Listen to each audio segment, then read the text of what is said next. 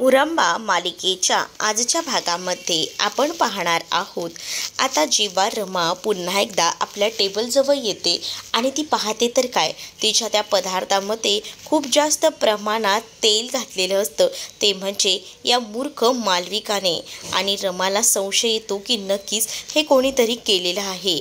त्यावेळेला आता अक्षयचीही नजर बाहेरून जात असते। अक्षयही विचार करतो की नक्कीच रमाना कोणत्या तरी मोठ्या संकटात आहे वाटतं। मग ती सुद्धा विचार करते की यात तर तेल घातलं आहे, मग हे कोणी केलं असेल। तिच्या लक्षात येतं की जेव्हा मी आरोहीकडे 2 मिनिटांसाठी गेले होते तेव्हाच हे सगळं करण्यात आलेलं आहे। पण काही झालं तरी सुद्धा तिला आता त्यातलं तेल काढायचं असतं आणि त्यासाठी ती विचार करत असते की हे तेल आता कसं टाकू। पण त्या डिशमध्ये तेल हे जास्त आवश्यकच नसतं आणि हे तेल लिमिटच्या बाहेर असतं, त्यामुळे आता खूपच जास्त टेन्शन आलेलं असतं। तर आता इथे असणाऱ्या सगळ्यांनाच कळतं की रमाच्या डिशमध्ये काहीतरी प्रॉब्लेम झाला आहे, रमाच्या डिशमध्ये तेल मिक्स जास्त झालं आहे। मालविकाने मुद्दामून येऊन आता म्हटलेलं असतं की काय गं, एवढं तेल घालतात का या डिशमध्ये, बापरे तुला तर ना बनवताच येत नाही, असं बोलून मालविकाने टोमणा मारलेलाच असतो। तोपर्यंत पार्थ आणि तारा देखील तिथे येतात आणि रमाला मुद्दामूनच टोमणे मारू लागतात आणि म्हणत असतात की बघितलं का, हिला ना काहीच जमत नाही, हिने फ्रेंचच्या डिशमध्ये एवढं सारं तेल घातले, तर्रीवाला बनवायचं आहे का, असं बोलून तिला आता टोमणे मारू लागतात। तरीसुद्धा रमा शांत असते। मात्र आता अक्षयला कळतं की रमाच्या ह्या डिशमध्ये तेल जास्त झालेलं आहे, त्यामुळेच आता ती सुद्धा विचार करत असते की कसं हे सगळं काढावं। तर अक्षयच्या डोक्यात विचार सुरू असतात। अक्षय विचार करत असतो आणि म्हणत असतो की पण मी हिला कशी मदत करू शकतो, इथे उभं राहून मदत तर मला करावीच लागणार आहे, असं देखील त्याचं बोलणं सुरू असतं। दुसरीकडे आता इरावतीच्या मोबाईलवर मेसेज येतो, त्यामुळे इरावती ही खूपच जास्त बिथरलेली असते। इरावती लगेचच बाहेर जायला निघते, पण आता इरावतीवर लक्ष असतो पार्वती आजी आणि त्याचसोबत रमाकांत काकांचा। इरावती जसं बाहेर जायला निघते तसं आता तिच्या मागोमाग पार्वती आजी सुद्धा बाहेर येत असते। तर दुसरीकडे मात्र आता पाहायला मिळतं जो ड्रायव्हर असतो ना, ज्याने खरं तर रमाच्या गाडीचाच म्हणजे आरोहीचा अपघात करायचा प्रयत्न केलेला होता, तो ड्रायव्हरही आता तिथं आलेला असतो आणि तो ड्रायव्हर तिथे येतो आणि त्यानंतर मात्र त्याने कॉल केलेला असतो आणि तो कॉल करूनच बोलू लागतो की तुम्ही लवकर बाहेर या आणि मला माझे पैसे द्या।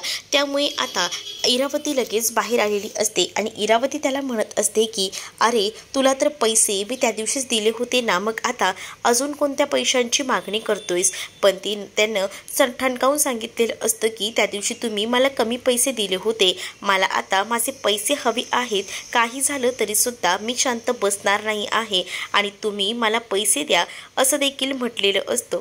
आता इरावतीकडे काही पैसे वगैरे नसतात। इरावतीकडे सध्या तरी तिच्या बोटात असलेली अंगठी ही एकच असते आणि तिने आता तीच अंगठी काढून त्याला द्यायचं ठरवलेलं असतं, कारण तिच्याकडे सध्याच्या घडीला इतके पैसे नसतात जेवढे तो ड्रायव्हर मागत असतो। कारण तो ड्रायव्हरने आता इरावतीला ब्लॅकमेल केलेलं असतं आणि त्याने म्हटलेलं असतं की तर तुम्ही मला पैसे नाही दिलेत ना, तर मी ना कंप्लेंट करेन आणि म्हणजेच ना मी सगळ्यांना सांगून टाकेन, माझ्याकडे या सगळ्याबद्दलचे पुरावे सुद्धा आहेत, असं देखील म्हटलं जातं। आणि ज्या वेळेला आता हे म्हटलं जातं ना, तेव्हा खूपच जास्त भीती जी आहे ती आता वाटत असते, ती म्हणजे इरावतीला। मग इरावतीनं अंगठी देऊन टाकलेली असते, पण तेवढ्यातच पार्वती आजी तिथे येते। पार्वती आजी जेव्हा तिथे येते तेव्हा मात्र आता ती म्हणत असते की काय चाललं आहे, म्हणजे मला समजेल का हे नेमकं काय सुरू आहे, ते कोण आलं होतं आणि तुझ्या बोटातली अंगठी कुठे गेली। त्यावर मात्र आता ती सांगू लागते की कोणीच आलं नव्हतं, खरं तर ना माझ्या त्या अंगठीतले काही खडे पडले होते, त्यासाठी मी त्या सराफाला बोलवलं होतं आणि त्याच्याकडनं ते अंगठी त्याला दिलेली आहे, ती पूर्णपणे खडे लावण्यासाठी, असं देखील काहीसं आता इरावती ही सांगू लागते। पण दुसरीकडे मात्र पार्वती आजीला संशय आलेला असतो की नक्कीच रमाच्या बाबतीत काहीतरी चुकीचं वाकडं करण्यासाठी इरावती प्रयत्न तर करत नसेल ना, म्हणूनच आता पार्वती आजी इरावतीवर चिडते आणि इरावतीला म्हणते की एवढं लक्षात ठेव, जर रमाच्या वाईटाचा विचार केलास ना तर मग बघ तुझी मी कशी वाट लावते, ते एवढंही समजू दे, असं देखील आता म्हटलेलं असतं। आणि त्यामुळे आता लगेचच इरावती म्हणू लागते पार्वती आजीला की अगं तू माझा विचार करू नकोस, तू तुझ्या सुनेचा विचार कर, कारण तिच्या ना त्या डिशमध्ये इतकं भयानक असं तेल पडलेलं आहे की ती ही स्पर्धा जिंकते की नाही याचा विचार कर. आणि तसंही तू तिथे जाऊन जे काही बघणार आहेस तेच मी तुला सांगत आहे असं देखील आता म्हटलं जात असतं.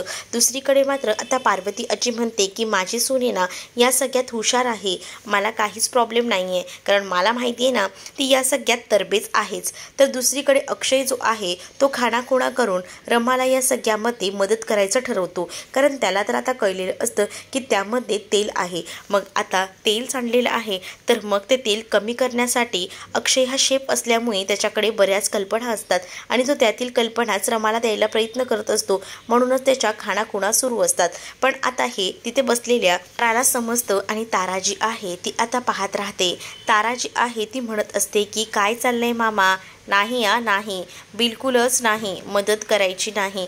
मामीला तू मदत करतोय मी पाहिलं आहे असं देखील आता तारा बोलू लागते. त्यावर आरोही सुद्धा मागे वळून पाहते की नेमकं काय चाललेलं आहे. आरोहीला ना तर त्या ताराचा भयंकर असा रागच येत असतो, कारण तारा ना सारखी सारखी मध्ये डोकावत असते. पण दुसरीकडे मात्र आता रमाला टेन्शन आलेलं असतं की यातलं तेल काढू तरी कसं, आणि म्हणूनच ती खूप जास्त टेन्शनमध्ये आलेली असताना विचार करत असते. पण त्याच वेळेला आता सगळ्यांनाच कॉन्फिडन्स असतो की रमा नक्कीच लास्टच्या क्षणाला जादू करेल आणि सगळं काही तेल नाहीसं करेल. आणि अगदी तसंच झालेलं असतं. रमा जी आहे ती अचानकपणे आतमध्ये निघून जाते. त्यावर मालविका म्हणत असते की असं कसं, हे असं चालणार नाही, मध्येच असं निघून गेलेलं.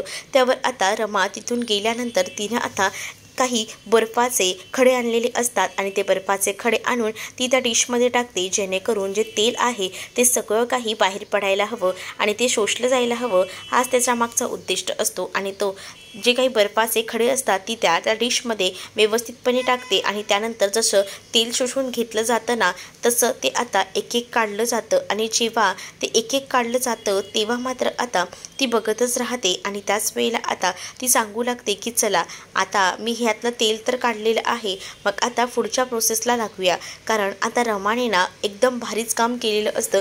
आणि त्यामुळे मात्र आता इरावतीची आणि त्याचसोबत इकडे मात्र मालविकाची बोलतीच बंद आता रमानं केलेली असते. तर आता रमाच्या पद्धतीने ज्या जोशाने सगळं कार्य करत असते ना त्यावरून अक्षयला पूर्णपणे खात्री असते की रमाच ही स्पर्धा जिंकणार आहे, आणि म्हणूनच तो रमासाठी एकदमच चेअरअप करत असतो. तर रमासुद्धा तितक्याच हुशारीने सगळ्या काही गोष्टी हँडल करत असते. तर इरावती मात्र आता मालविकाला म्हणत असते की एवढंसं केल्यावर होत नाही, तू नक्कीच काहीतरी यामध्ये करू शकतेस, कारण हिच्याने ते शक्य नाही आहे, हे सुद्धा बोलून ती आता टोमणे मारू लागते. पण आता लक्ष मात्र इरावतीचं बरोबर रमाकडे असतं.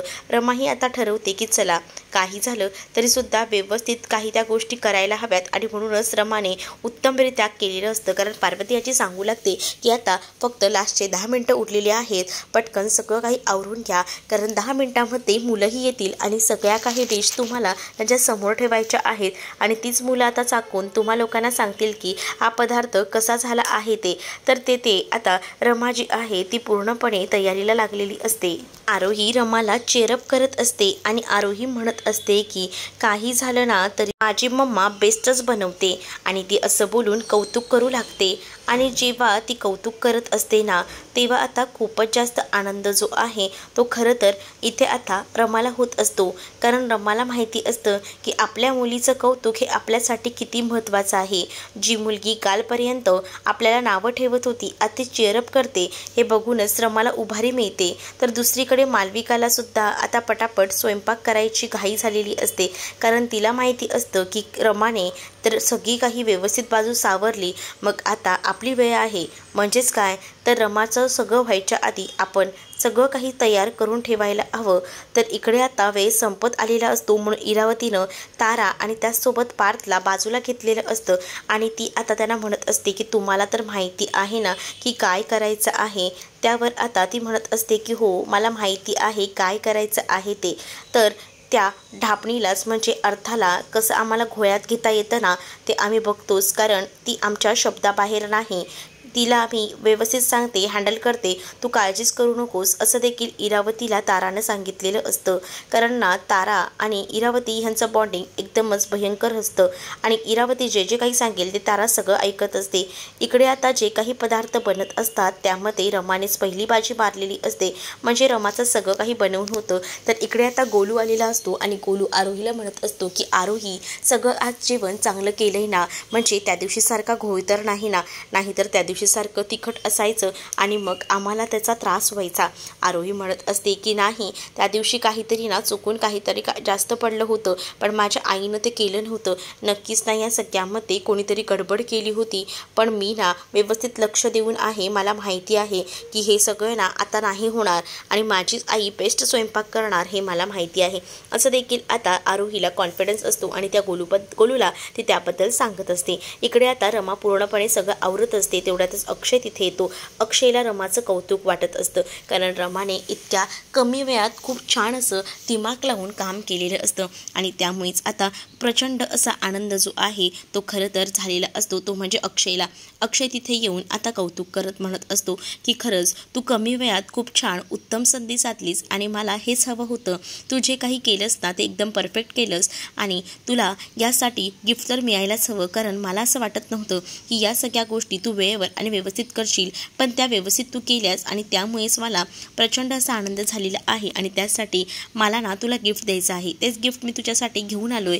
असं बोलून तो आता तिला 100 रुपयाची नोट काढून देतो आणि तिला म्हणत असतो की मी तुझ्यासाठी एवढंच करू शकतो, पण मला माहिती आहे की तू बेस्ट स्वयंपाक केला आहेस आणि आजची विनरही तूच आहेस. असं देखील आता अक्षय जो आहे तो तिला बोलून ना एकदमच उभारी देत असतो आणि रमासाठी सुद्धा ती गुरुची दक्षिणाच असावी अशीच म्हणत असते ती, कारण अक्षय जो आहे तो शेफ आहे आणि अक्षयने या सगळ्या गोष्टींचं निरीक्षण केलं. याचा अर्थ अक्षयला मी केलेले पदार्थ नक्कीच आवडतील याचा देखील रमा विचार करते आणि रमाने सुद्धा अक्षयने दिलेले ते 100 रुपये एक बक्षीस म्हणून, एक गुरुदक्षिणा म्हणून घेतलेले असतात आणि रमाला सुद्धा या सगळ्याचा खूपच जास्त आनंद जो आहे तो आता झालेला असतो.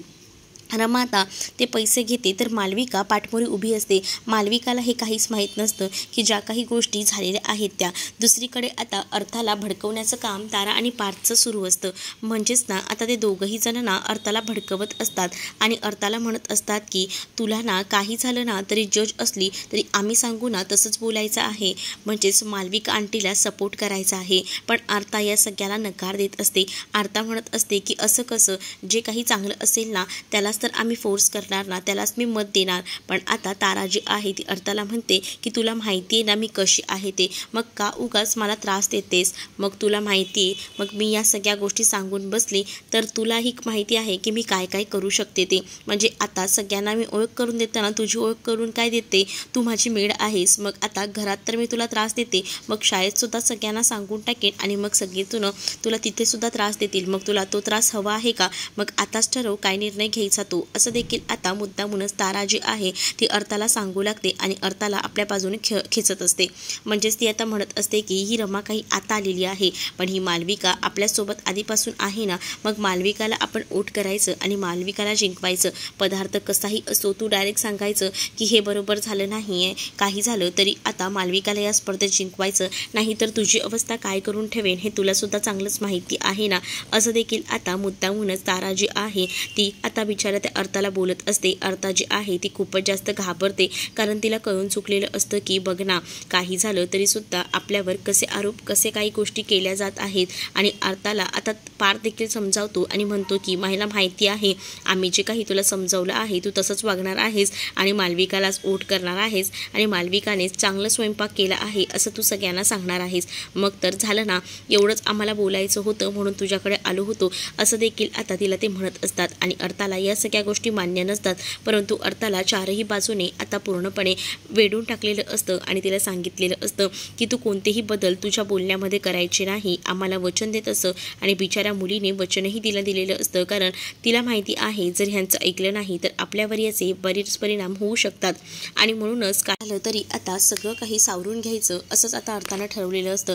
पण अर्थाला आता खोटं देखील बोलता येत नसतं, म्हणूनच आता अर्था जेव्हा काही आतमध्ये जाणार असते तेव्हा ते विचार करत करत असते की आता मी कसं काही खोटं बोलू, म्हणजेच रमा काकू जी आहे ती उत्तम स्वयंपाक बनवणार, पण मी या मालविका आंटीला जिंकवायचं, मला या काही गोष्टी पटत नाही आहेत. आता इथे पूर्ण टाईम अप झालेला असतो आणि मुलांना सुद्धा डायनिंग टेबलवर बसवलं जात असतं.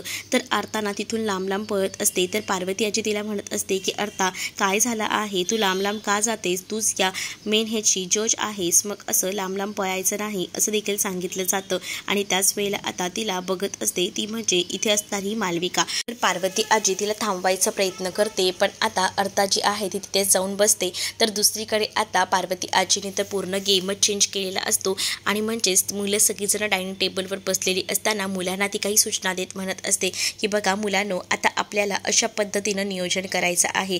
मग काय तर कशा पद्धतीचं नियोजन, तर मुलं म्हणत असतात, मुलांना ती सांगत असते की बघा आता तुम्हाला तुमच्या डिशमध्ये पदार्थ दिला जाईल, पहिल्यांदा एका बाउलमधला पदार्थ दिला जाईल, तो तुम्ही टेस्ट करून सांगायचा आहे की तो कसा झाला आहे. जर तुम्ही एक्स्ट्रा मागितला तर तिथे समजून जायचं की तो पदार्थ चांगला झाला आहे. त्यानंतर तुम्हाला दुसरा पदार्थ दिला जाईल, म्हणजेच इथे दोघांनी वेगवेगळे पदार्थ केलेले आहेत असं देखील पार्वती त्या मुलांना सांगत असते. आणि त्याच वेळेला इरावती लगेच मध्ये पडते आणि म्हणत असते की आई, हे सगळं तू चुकीचं करतेस, म्हणजे या मुलांना तू सांगणार नाहीयेस का कोणता पदार्थ कोणी केला आहे ते. पार्वती आजी सांगतात की नाही, हाच तर खरा गेम आहे, मग तर विनर समजेल ना. तर आता रमाकांत काकांना सुद्धा पार्वती आजीचं म्हणणं पडतं आणि ते सुद्धा सांगत असतात की आई, तू जो काही डिसिजन घेतला आहेस ना तो एकदम परफेक्ट आहे, म्हणजे मलाही असं वाटतं की तू मुलांना स्वतःला निवडायला द्यावं, मुलंच जे काही सांगतील तेच खरं, कारण मुलांनाच आवडायला हवं ना, मुलांसाठी ही डिश केलेली आहे. तर आता पार्वती आजीचं म्हणणं रमाकांत काकांना सुद्धा समजलेलं असतं आणि त्यामुळे आता इथे कोणीही काही बोलतच नसतात. आता डिश दिल्या जातात, पहिल्यांदा जे आहे ते पदार्थ दिले जातात. त्याच पदार्थांमध्ये पहिल्यांदा मालविका ज्यांनी पदार्थ बनवलेला असतो तो पदार्थ आता दिला जात असतो आणि मुलं देखील आवडीनं पाहत असतात. पण मुलांना ना मालविकाने दिलेला, म्हणजेच मालविकानं केलेला पदार्थ जो आहे तो बिलकुलही आवडत नाही, कारण तो चवीला एकदमच बेकार असतो आणि त्यामुळे मुलं जे आहे ती नाक मुरडतात आणि म्हणतात की नको, आम्हालाही नको आहे. पण मुलांना हे माहीत नसतं की ते मालविकानं केलेलं आहे. ते मालविकाला माहिती असतं की तिने कोणता पदार्थ केला आहे, म्हणूनच मालविकाचं तोंड मात्र पडलेलं असतं. पण आता तिला इच्छुक असते, ती इंटरेस्टेड असते की आता कधी एकदा या मुलांना रमाच्या हातचं खायला भेटते आणि रमाच्या सुद्धा चुका ही मुलं दाखवता येते. पण आता रमाच्या हातचं सुद्धा सगळ्या मुलांना ताटात वाढून दिलं जातं, तेव्हा मात्र मुलं एकदम आवडीने रमाने केलेला पदार्थ खाऊ लागतात आणि खूपच यम आहे, अजून पाहिजे आम्हाला, असं एक एक करून सांगू लागतात.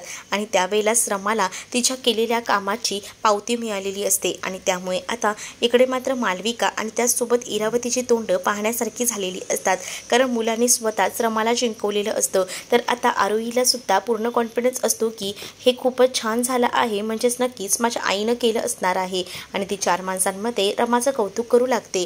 आणि दुसरीकडे मात्र आता मालविका, तिचं तर तोंड पडलेलं असतं. इथे तारा, या ताराला तर कळतच नसतं की मालविकाने कोणतं काय बनवलं आहे. ती तर रमाच्याच जेवणाचं कौतुक करू लागते आणि ती म्हणत असते की मला सुद्धा अजून पाहिजे आहे. तर या सगळ्या गोष्टी बघूनच ना आता इरावतीचं डोकं सटकलेलं असतं, तिला काय करावं आणि काय करू नये हे समजत नसतं. तर इकडे आता गोलू जो असतो ना तो सुद्धा त्या पूर्ण स्वयंपाकाचं कौतुक करत असतो आणि तो आता म्हणत असतो की मस्तच झालं आहे, खरंच खूप छान, मला आवडलं, मला ना थोडं अजून हवं आहे, असं बोलून तो आता अजून पदार्थ मागून घेत असतो. आणि जेव्हा तो हे सगळे पदार्थ मागून घेत असतो ना त्यावेळेला रमाला टेन्शन आलेलं असतं. रमा आता विचार करत असते की सगळं चांगलं तर झालं असेल ना, आणि म्हणूनच रमा टेन्शनमध्ये असते. हे अक्षयला सुद्धा दिसतं. तर पुढील भागामध्ये आपल्याला पाहायला मिळतं, गोलूने आता आरोहीला सांगितलेलं असतं की माझे आईबाबांना सतत भांडत असतात, म्हणजेच माझ्या आईबाबांचं त्यांच्यावर खूप प्रेम आहे म्हणून ते एकमेकांसोबत भांडतात. आणि ही गोष्ट जेव्हा आरोहीला समजते तेव्हा आरोही पार्वती आजीलाही सांगते. मग पार्वती आजी आणि आरोही मिळून प्लॅनिंग करतात. मग आरोही रमा आणि अक्षयमध्ये भांडणं करण्यासाठी मुद्दामून ओला टॉवेल जो आहे तो मुद्दामून सोफ्यावर जाऊन ठेवते. मग आता त्यावरून रमा आणि अक्षयचे वाद होऊ लागतात. ती आता अक्षयसोबत वाद घालत असते. अक्षय म्हणतो मी नाही ठेवलं हे टॉवेल. अक्षयला ती सांगते तुम्ही नाही ठेवलं तरी तुम्ही आरोहीला सवयी लावल्यात ना, त्या चांगल्या लावायच्यात ना, तुम्ही असेच आहात. आणि ह्या सगळ्या गोष्टी आता आरोहीनं ऐकलेल्या असतात. त्यामुळे आरोहीला कळतं की चला फायनली ह्यांच्यामध्ये भांडणं लागलेली आहेत आणि आपल्याला जी गोष्ट हवी होती ते झाले, म्हणजेच आता दोघांचे एकमेकांवर प्रेम आहे हे तर आता सिद्ध झालेलं आहे असं देखील म्हणायला हरकत नाही. हे आता म्हटलं जात असतं. तर आता आरोही आणि त्याचसोबत पार्वती आजीसुद्धा हे सगळं बघून खूपच जास्त खुश असतात. तुम्हाला हा भाग कसा वाटला हे नक्कीच मला कमेंटमध्ये सांगा आणि अशाच नवनवीन भागांसाठी आपल्या चॅनलला सुद्धा सबस्क्राईब नक्कीच करा. चला तर मग भेटूया पुढच्या भागामध्ये. तोपर्यंत टाटा बाय.